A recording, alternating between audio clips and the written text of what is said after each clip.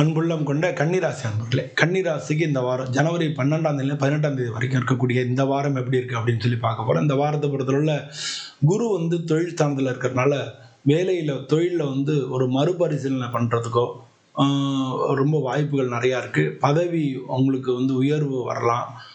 பொறுப்புகள் உங்களுக்கு என்னென்ன கொடுக்கறது அப்படின்றத பற்றி டிஸ்கஸ் பண்ணலாம். ஆனாலும் இதெல்லாம் நடக்கிறது கொஞ்சம் டிலே ஆகலாம்.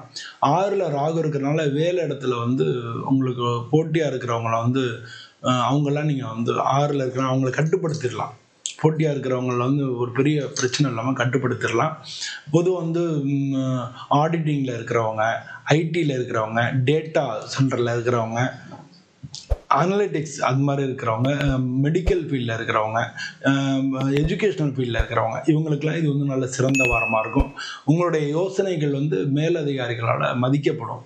இந்த வாரத்தை பொறுத்தவரை ஜனவரி மாதம் 17ஆம் தேதி 18ஆம் தேதி உங்களுக்கு முக்கியமான நாட்களாக இருக்குது. பொதுவாக வருமானம் ஒரு ஸ்டெடியாக இருக்கும். அதை பற்றி ஒன்றும் பிரச்சனை இல்லை. குழந்தைங்க கல்வி இது சம்பந்தமான செலவுகள் வரலாம். பழைய கடன் அதெல்லாம் தீர்க்கறதுக்கு ஒரு நல்ல முயற்சி எடுக்கலாம். ரிஸ்க் எடுத்து பெரிய முதலீடுகளை இந்த வாரத்தில் தவிர்த்துருங்க. பொதுவாக வீட்டில் கொஞ்சம் பொறுமையாக இருக்கிறது நல்லது. ஈகோ கிளாஷ் வரலாம். நான் 7ஆம் இடத்துல சனி பகவான் இருக்காரு, அதனால் ஈகோ கிளாஷ் வரலாம். அதனால் கொஞ்சம் பொறுமையாக இருக்கிறது ரொம்ப ரொம்ப நல்லது. பொதுவாக வீட்டில் அமைதியாக இருந்தாலும் எல்லா பிரச்சனைக்கும் தீர்வு வந்துடும். இந்த வாரத்தில் வயிறு ஜெர்மான கோளாறு, தலைவலி, இல்லாட்டினா ஒரு மனசோர்வு, ஸ்ட்ரெஸ், மென்டல் ஸ்ட்ரெஸ் இதெல்லாம் ஏற்படலாம்.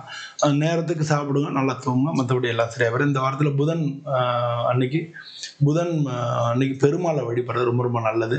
பச்சை பயிறு தானம் பண்ணலாம். ஓம் நமோ நாராயணாய அப்படின்னு சொல்லி நீங்கள் டெய்லி ஒரு 11 முறை சொல்கிறான்.